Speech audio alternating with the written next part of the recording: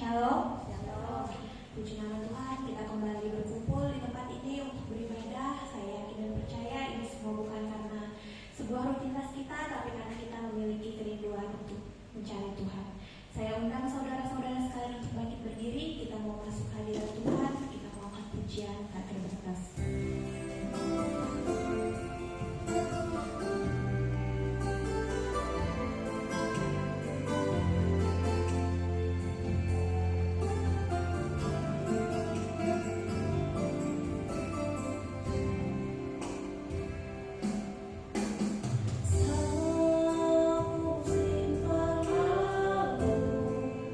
Namun kau selalu lihat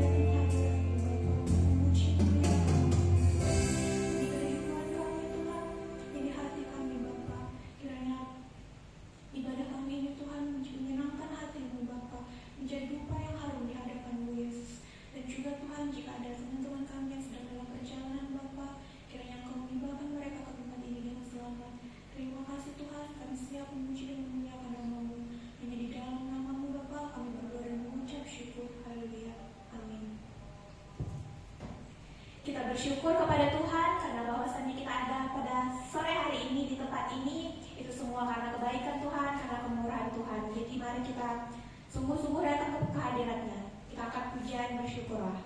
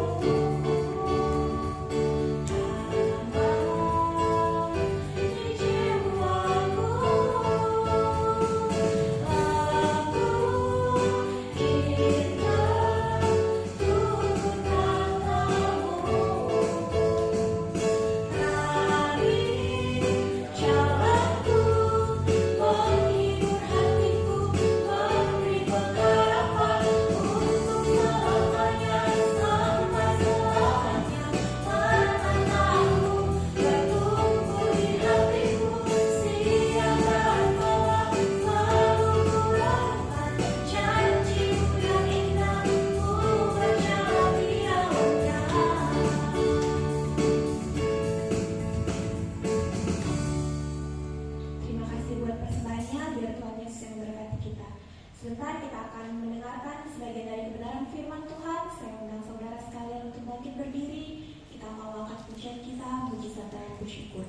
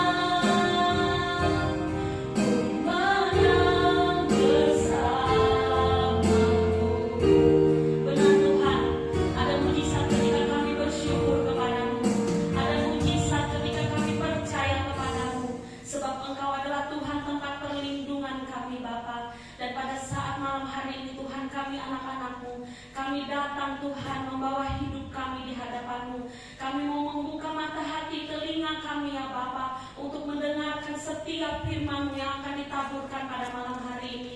Jadikan kami tanah yang subur Tuhan. Buka mata kami, buka telinga kami Tuhan, buka hati kami. Ketika kami mendengarkan firman Tuhan, firman itu tidak menjadi sia-sia Tuhan, tetapi tertanam, tumbuh subur di dalam hati kami. Bapa, biarlah setiap anak-anak muda-Mu di tempat ini Engkau urapi, Engkau bungkus dengan kuasa darah-Mu. Hamba-Mu akan berbicara Tuhan.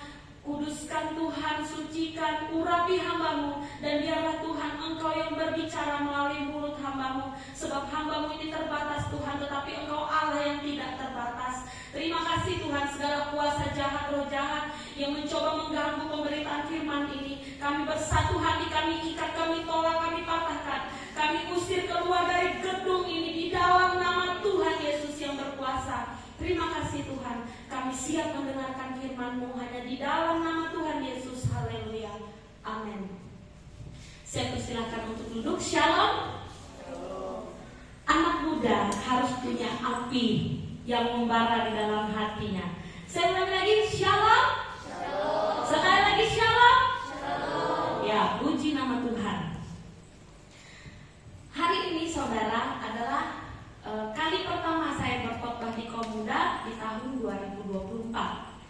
Nah, di awal tahun ini, kita masih bulan Januari walaupun sudah minggu terakhir. Mari kita memulai sesuatu yang baru. Mari kita sama-sama bersatu, kita mendengarkan firman Tuhan. Dan firman Tuhan yang saya mau sampaikan pada malam hari ini, saya kasih judul tentang panggilan Tuhan. Setiap dari kita di ruangan ini adalah orang-orang yang dipanggil Tuhan. Amin. Yang amennya sedikit berarti kurang yakin. Amin. Amin. Kita semua adalah orang-orang yang dipanggil oleh Tuhan. Meskipun sekalipun kita datang ke tempat ini mungkin pertama karena rutinitas, atau kedua disuruh orang tua, atau ketiga nggak ada kerjaan di rumah, mending ikut Komuda, atau memang benar-benar mencari Tuhan. Nah, kita duduk di tempat ini itu bukan suatu kebetulan. Sebagai anak muda kita punya pilihan, mau duduk di dalam gereja atau kita duduk di bundaran. Tetapi pada malam hari ini, terlepas dari itu disuruh orang tua atau enggak, kita adalah orang yang dipanggil Tuhan. Dan kita adalah orang-orang yang ditentukan Tuhan untuk mendengarkan firman Tuhan pada malam hari ini. Kita buka di dalam Wahyu pasal 3 ayat yang ke-20.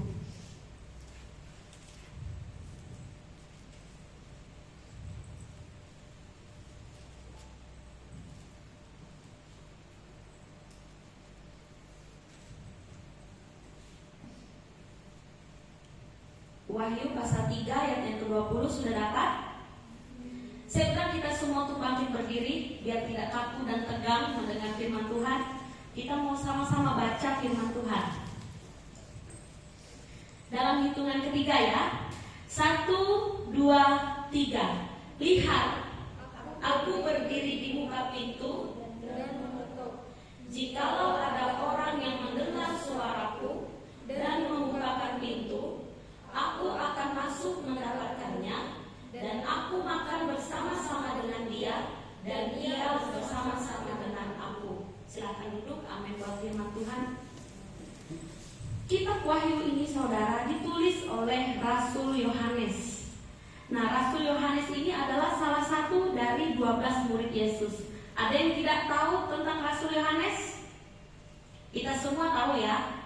Kalau ada yang mau buku catatan, monggo dicatat. Siapa tahu keluar waktu lomba nanti ya. Jadi, kitab Wahyu ditulis oleh Rasul Yohanes. Rasul Yohanes waktu itu diasingkan di Pulau Patmos ketika dia mendapatkan firman ini. Dan ketika dia menulis ini adalah surat kepada jemaat di Laodikia. Tetapi buat kita yang mendengarnya hari ini, surat ini ditujukan kepada kita.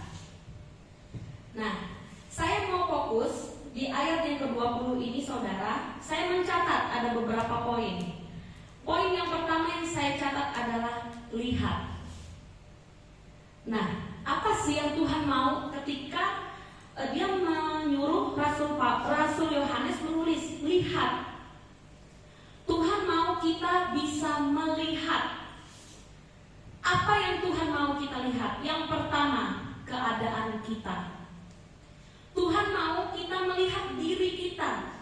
Sudah sesuaikah kita hidup sesuai dengan firman Tuhan? Ataukah kita masih mengikuti nafsu-nafsu duniawi? Atau yang ketiga, kita masih fokus melihat keadaan orang lain. Nah, di awal tahun 2024 ini Tuhan mau katakan, lihat keadaan diri kita. Apakah kita sudah hidup sesuai dengan firman Tuhan? Ataukah kita tidak hidup sesuai dengan firman Tuhan? Orang yang melayani saudara belum tentu hidup sesuai dengan firman Tuhan. Orang yang melayani syaratnya harus hidup sesuai dengan firman. Tetapi banyak kali sekarang ini saudara, orang-orang melayani hanya sebagai rutinitas biasa. Datang berdoa sebagai rutinitas, bukan benar-benar mencari Tuhan. Itu yang pertama saya mencatat tadi. Lihat, Tuhan mau kita melihat keadaan diri kita. Jangan kita melihat keadaan orang lain.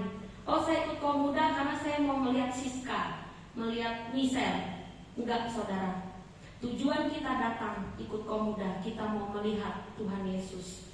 Bukan cari pendeta, bukan cari hal yang lain, tetapi kita mau mencari Yesus. Yang kedua, Tuhan mau kita melihat apa? Panggilan Tuhan. Pasti di sini saudara bertanya, benar gak sih yang kakak ayah ini bilang saya ini dipanggil Tuhan? Benar saudara.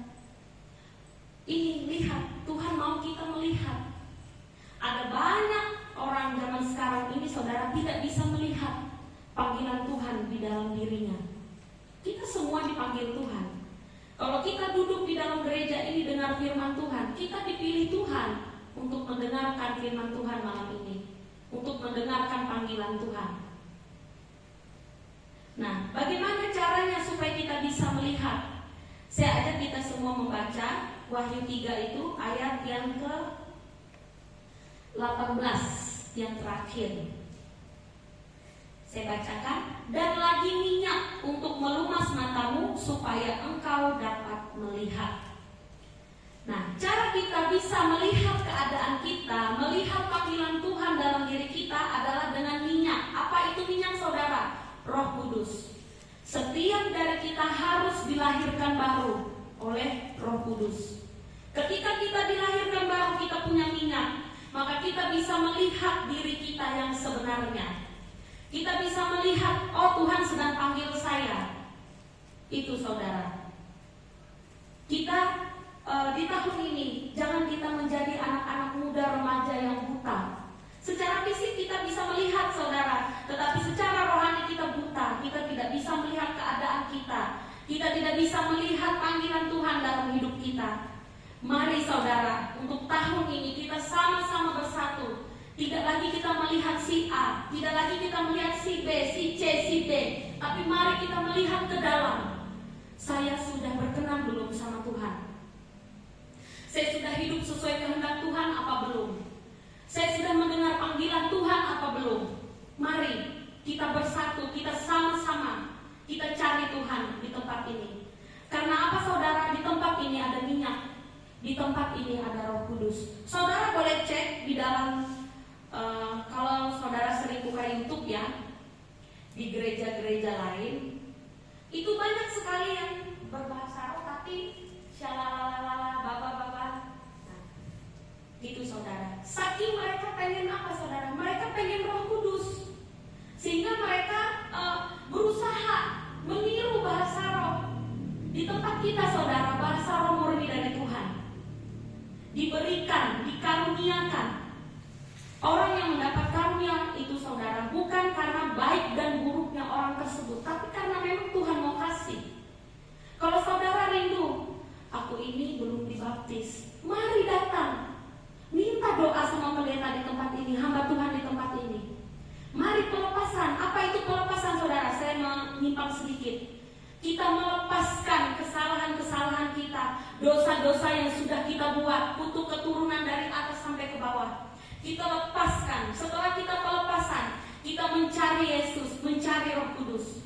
Karena apa saudara? Orang yang mencari pasti akan mendapat, tidak akan pernah tidak mendapat. Kemudian yang kedua saudara, saya mencatat, aku berdiri di muka pintu dan mengetok. Biasanya saudara, kalau kita mau bertamu ke tempat, misalnya saya mau main ke tempat Lia, saya tidak mungkin langsung nyelonong masuk. Saya pasti mengetok. Lia bukakan pintu baru saya masuk.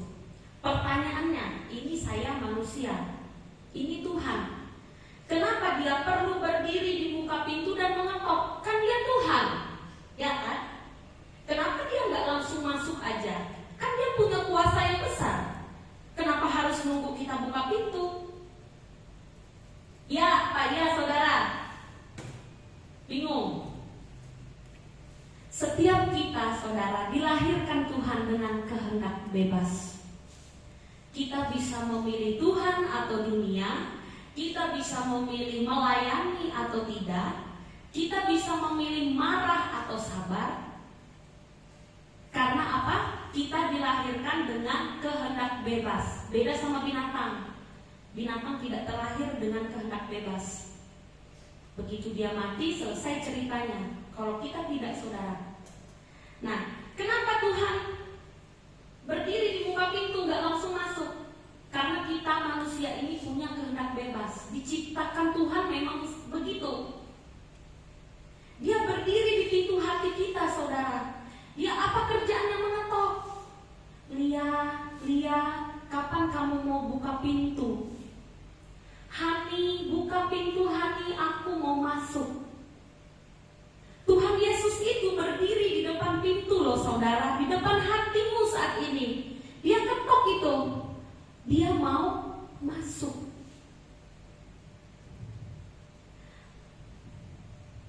Saudara, kapan kita mau jawab? Kapan kita mau buka hati kita untuk Tuhan? Itu ada di diri kita masing-masing. Mengetok di sini saya artikan sebagai memanggil. Tuhan itu sedang panggil saudara loh. Michelle, ayo, Olga, semua dari kita yang ada di ruangan ini, tidak terkecuali. Jangan saudara berpikir, yang dipanggil itu cuma kakak ayah, aku enggak. Buktinya mana? Kalau hatimu bergetar saat ini ketika kamu mendengarkan firman Tuhan ini, maka engkau sedang dipanggil Tuhan. Dan di awal tadi saya sudah katakan, ketika saudara duduk di kursi ini, saudara sedang dipanggil Tuhan. Itu saudara. Kemudian saya mencatat yang ketiga, jika ada yang mendengar suaraku. Kenapa di sini pakai kata jika? Karena ada orang yang tuli secara rohani, tidak bisa mendengar suara Tuhan. Tuhan ketok berkali-kali, tapi dia tidak bisa mendengar. Kenapa dia tidak bisa mendengar? Karena dia disibukkan dengan dunianya.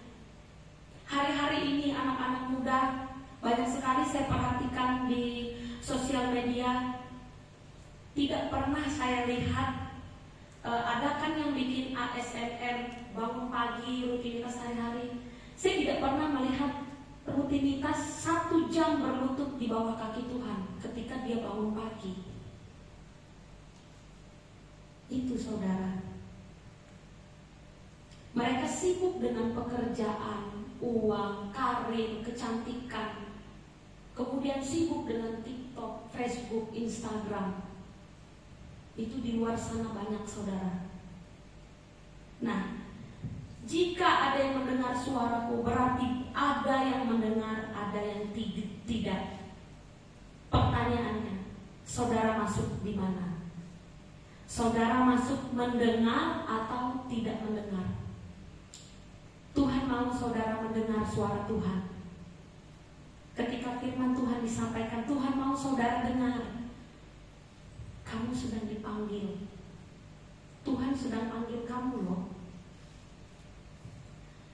Kemudian poin yang keempat, dan membukakan pintu. Ada banyak orang saudara mendengar suara panggilan Tuhan, tetapi apa? Tidak mau buka pintu. Jadi syarat supaya Tuhan itu bisa masuk dalam hidup kita, kita harus bisa melihat yang pertama. Yang kedua, kita harus bisa mendengar. Dan syarat yang paling utama saudara, kita harus buka itu pintu hati. Percuma kita dengar firman Tuhan, percuma kita dengar suara Tuhan malam hari ini kalau kita tidak membuka pintu hati kita untuk Tuhan.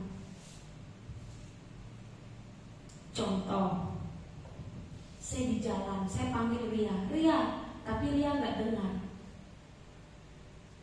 Jadi tidak bisa berkomunikasi. Seperti itu juga Tuhan. Seringkali Tuhan itu memanggil kita, ayo berdoa, tapi kita apa? Tuli. Kita pura-pura nggak dengar. Syarat supaya Tuhan bisa masuk, sekali lagi saudara, kita buka pintu hati kita, percaya dengan firman Tuhan. Buka, Tuhan, aku buka pintu untuk Engkau. Maka apa saudara? Saya catat, aku akan masuk. Di sini saya bacakan, aku akan masuk mendapatkannya, dan aku makan bersama-sama dengan dia, dan ia bersama-sama dengan aku. Jadi ketika kita membuka pintu hati kita untuk Tuhan, maka Tuhan itu masuk dalam hidup kita. Lalu Tuhan akan bersama-sama dengan kita. Dia sama kita, kita sama dia. Bagaimana konsepnya? Karena Tuhan tinggal di dalam kita, maka kita selalu bersama-sama dengan Tuhan. Kemudian saudara, saya mencatat ciri orang yang dipanggil Tuhan. Pasti kita bertanya nih, kata kakak kan sudah duduk di dalam gereja nih, berarti saya dipanggil. Tapi apa sih ciri lebih spesifiknya? Ciri yang lebih rinci saudara, orang yang dipanggil Tuhan itu yang pertama, hidupnya gak mudah. Ada banyak orang di luar sana hidupnya begitu mudah saudara, punya banyak harta, cantik, diterima oleh orang-orang sekitar. Tetapi orang yang dipanggil Tuhan hidupnya tidak mudah. Dia mengalami masalah, jatuh bangun, entah masalah dari dalam dirinya, insecure. Saya dulu pernah insecure loh saudara, itu bahasa kerennya, minder kalau bahasa Indonesianya. Saya itu minder saudara, nggak pede. Nah, ketika saya bertobat, saya diajarkan bahwa kita jangan percaya dengan diri kita, karena diri kita ini saudara bisa menipu kita sendiri. Contoh, kita ini suka sama film Korea. Jadi terbayang-bayang wajah Korea itu, oh cantiknya cewek itu. Lalu ketika kita bercermin, kita itu menganggap diri kita itu seperti artis Korea itu. Nah, itu kan menipu diri. Ya kan? Diri kita bisa menipu diri kita sendiri. Nah, oleh sebab itu firman Tuhan mengajarkan kita harus percaya dengan Tuhan Yesus. Kemudian saudara, hidupnya tidak mudah, ada kesedihan. Mungkin saat ini engkau terlahir dalam keadaan ekonomi yang biasa-biasa saja. Atau engkau saat ini kita hidup dengan orang tua yang pemarah, nggak bisa ngerti isi hati kita, bahasanya ya. Atau kita hidup, kok aku ini belum punya pacar sampai umur sekian. Atau mungkin kita berpikir begitu. Atau bisa juga, kok aku ini sekolah nggak punya teman, dijauhin. Jangan takut saudara. Orang yang hidupnya tidak mudah itu adalah orang yang dipanggil Tuhan. Masalah, persoalan itu ada dalam hidup kita untuk membentuk karakter kita. Coba kalau kita hidup gak punya masalah, gak mungkin kita ke gereja. Ya apa ya? Gak mungkin saudara. Kalau kita punya banyak uang, gak mungkin kita di gereja. Kita pasti nongkrong di bundaran. Atau kalau kita punya pacar nih, pasti kita gak di sini. Atau punya banyak teman, pasti nongkrong.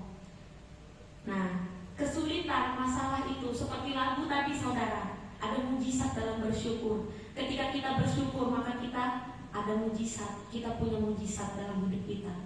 Yang kedua, ciri orang yang dipanggil Tuhan, ada api dalam dirinya, ada semangat spirit. Jadi dia itu ke gereja itu entah hujan, entah petir, badai, kilat, dia tetap datang.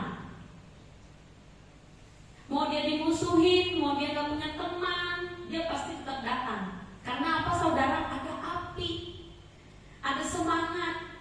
Ketika dia mendengarkan firman Tuhan ini, dia percaya, dia buka hati. Oh iya, aku dipanggil Tuhan. Ya saudara, kita semua loh dipanggil Tuhan. Kemudian siapa saja yang Tuhan panggil? Kita buka di dalam Yesaya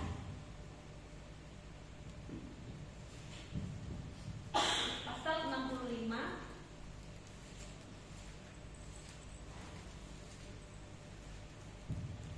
ayat yang pertama.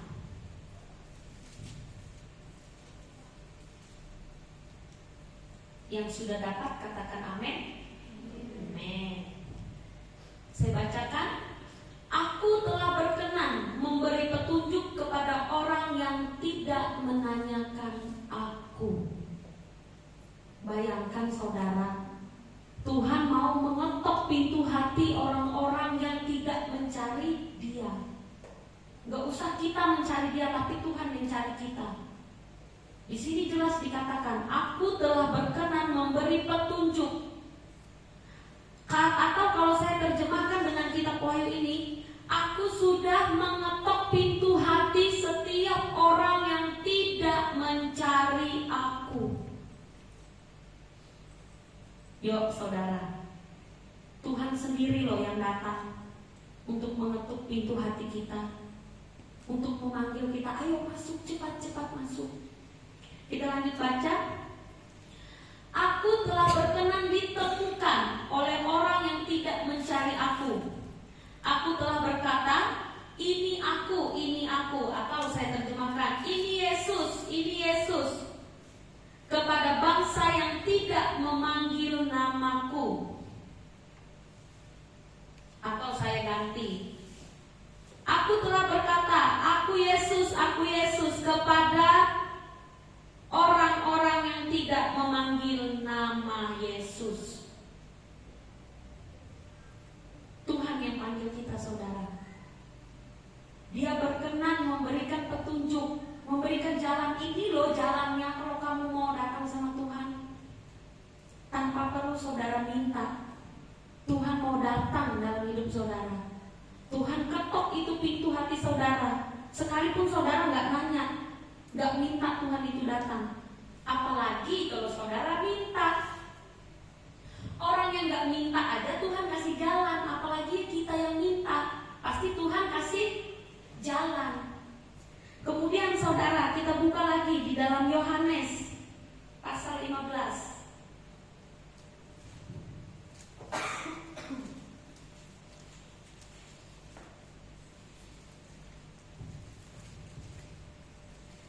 Yohanes pasal 15 ayat yang 16.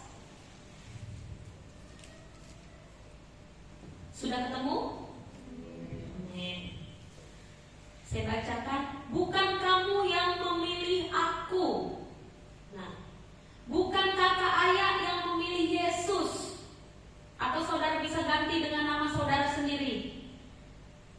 Bukan Siska yang memilih Yesus. Bukan Lia yang memilih Yesus, tetapi Yesuslah yang memilih Lia. Ganti menggunakan nama saudara sendiri. Katakan dengan iman, bukan kamu yang memilih aku, tetapi akulah yang memilih kamu.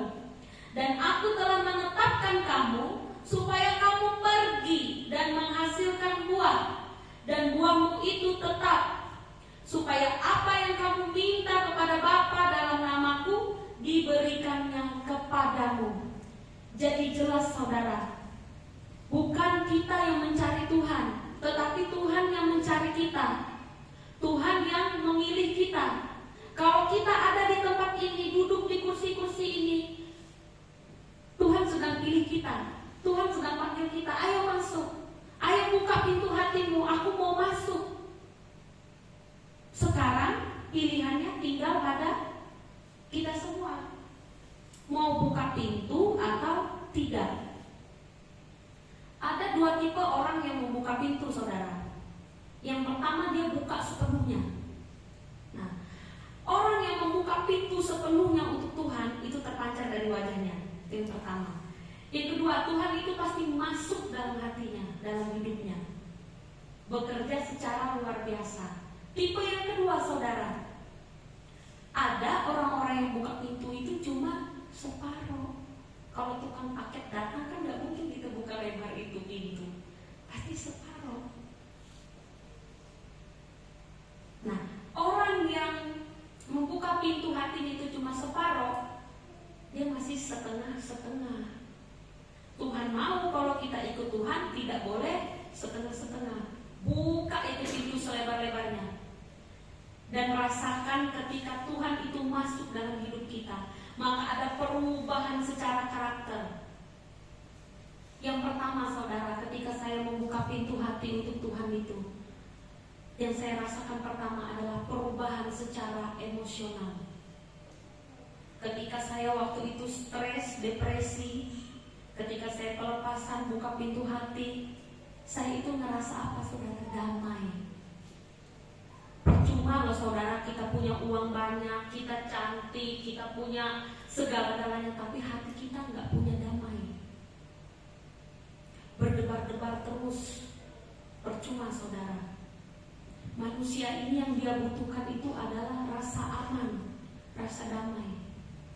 Nah, ketika kita menerima Tuhan, saudara, Tuhan itu masuk dalam hidup kita. Yang pertama dia rubah itu perubahan emosional.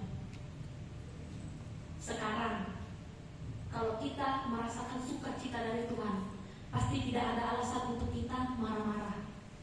Tapi kalau hati kita ini nggak damai, pasti bawaannya pengen marah terus. Ya enggak? Nggak bisa disenggol sedikit, matanya udah melotot. Itu kalau kita tidak punya damai. Nah, ketika Tuhan itu masuk, saudara coba saja buka itu pintu hatimu untuk Tuhan. Pulang ini saudara berdoa di rumah, berlutut di hadapan Tuhan, menyembah Tuhan. Tuhan, aku minta. Tuhan jelas katakan, yang tidak minta saja Tuhan kasih. Apalagi kita yang benar-benar minta, pasti Tuhan kasih.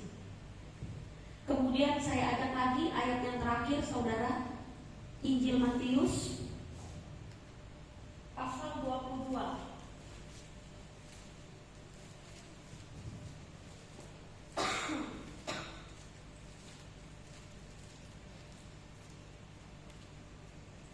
Ayat 14. Sebelum kita membaca firman Tuhan, saya mau katakan, kita menjadi orang-orang yang dipanggil oleh Tuhan. Namun pastikan kita jadi orang yang dipilih oleh Tuhan. Kita baca ayat ini, saudara. Sebab banyak yang dipanggil, tetapi sedikit yang dipilih. Loh, kenapa Tuhan kok berbeda? Kok enggak sinkron? Sinkron, saudara. Di poin membukakan pintu.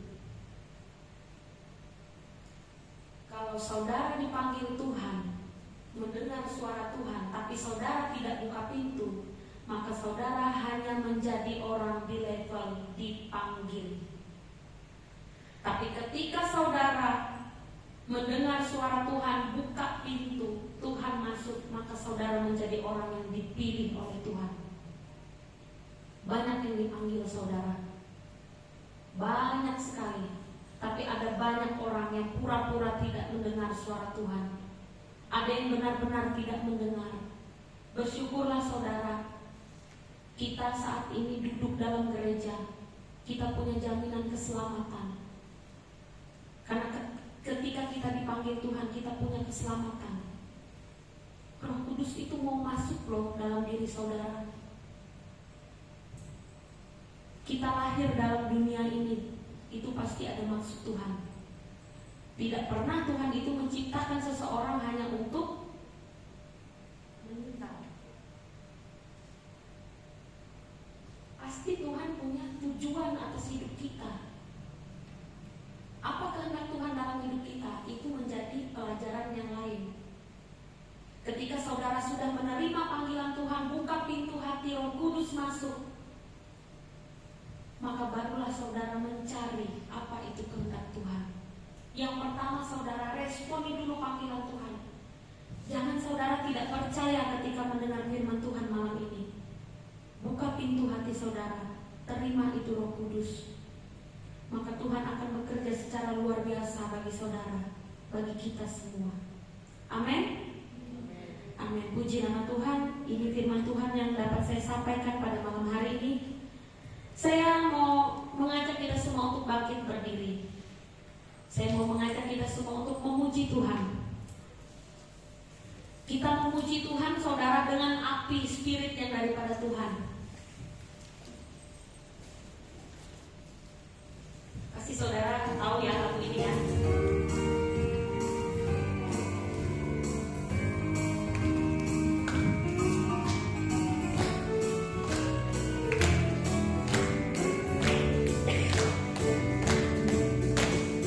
Dia mengetuk hatimu, Dia mengetuk hatimu. Hai orang berdosa, dengarlah, Dia mengetuk hatimu. Katakan Yesus mengetuk hatimu. Yesus mengetuk hatiku. Yesus mengetuk hatiku. Orang berdosa, dengarlah, Yesus mengetuk hatiku. Kita katakan pujian ini saudara dengan iman, dengan api, dengan semangat daripada Tuhan. Dia mengetuk hatimu. Dia mengetuk hatimu. Hai orang berdosa, dengarlah, Dia mengetuk hatimu. Katakan Yesus mengetuk hatiku. Yesus mengetuk hatiku. Yesus mengetuk hatiku. Hai orang berdosa, dengarlah, Yesus mengetuk hatiku. Haleluya. Mari kita berdoa saudara. Tuhan Yesus, pada malam hari ini kami percaya Engkau sudah mengetuk pintu hati kami. Setiap masing-masing dari kami Tuhan memiliki panggilan dalam hidup kami ya Bapa. Kami percaya Tuhan, lihatlah setiap anak-anak mudamu saat ini yang membuka hatinya untuk Engkau Tuhan, yang memiliki kerinduan untuk mencari Engkau Tuhan Yesus. Haleluya Tuhan. Biarlah Engkau yang bekerja atas hidup mereka Tuhan, atas setiap pergumulan mereka, atas setiap kehidupan mereka ya Bapa. Engkau memberkati usaha pekerjaan mereka, Engkau memberkati apa yang menjadi pergumulannya ya Bapa. Kalau memang Engkau, kami percaya Tuhan, Engkau memiliki panggilan. Lihatlah setiap anak-anakmu yang membuka pintu hatinya saat ini Tuhan. Biarlah Engkau masuk Tuhan mendapatkan mereka ya Bapa. Penuhkan setiap anak-anak mudamu di tempat ini dengan api yang daripada Tuhan Yesus. Penuhkan dengan Roh Kudus-Mu yang berkuasa itu Bapa. Sehingga kami Tuhan menjadi anak-anak muda yang berkenan di hadapan-Mu. Menjadi anak Tuhan yang mau melakukan firman-Mu Tuhan, yang penuh dengan urapan dan kuasa-Mu. Terima kasih Tuhan, hamba-Mu sudah selesai berbicara, tetapi Roh Kudus-Mu Tuhan tidak pernah berhenti berbicara atas setiap anak-anak muda-Mu. Terima kasih ya Bapa, dan malam hari ini kami bersyukur Tuhan, kami serahkan setiap hidup kami hanya ke dalam tangan-Mu. Terima kasih Tuhan, terpujilah nama-Mu Bapa kekal selama-lamanya. Haleluya Yesus, haleluya, amin. Saya kembalikan kepada Ketua Kaum Muda. Silakan duduk.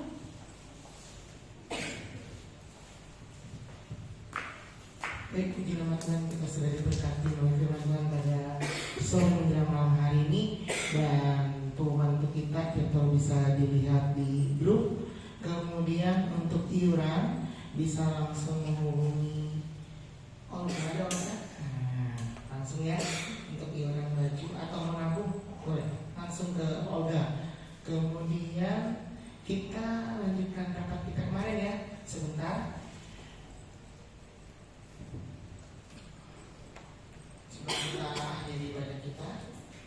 Nah, untuk Natal sama Paskah kita rencananya akan Natal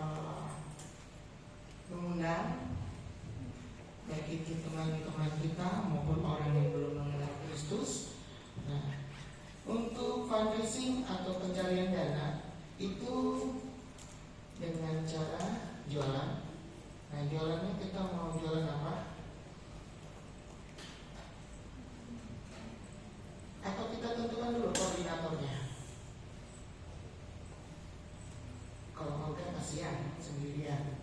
Jadi kita tentukan koordinatornya. Kita mulai bulan Februari ya, biar nggak terlalu mepet. Kita mulai dari minggu pertama. Siapa kira-kira?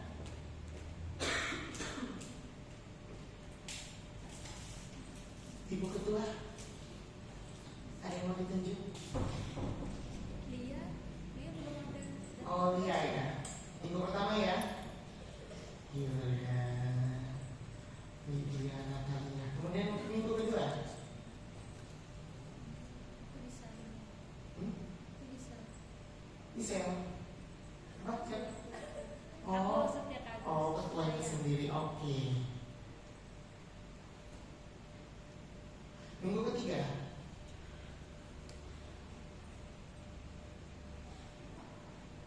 Putri. Oh, ini Desi Fitriani. Minggu keempat.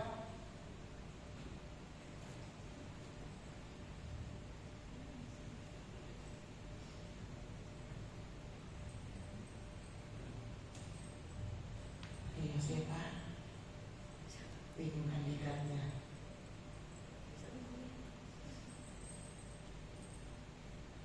Siapa?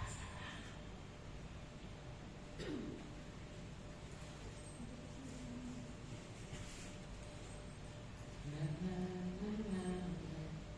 Na, na, na, na.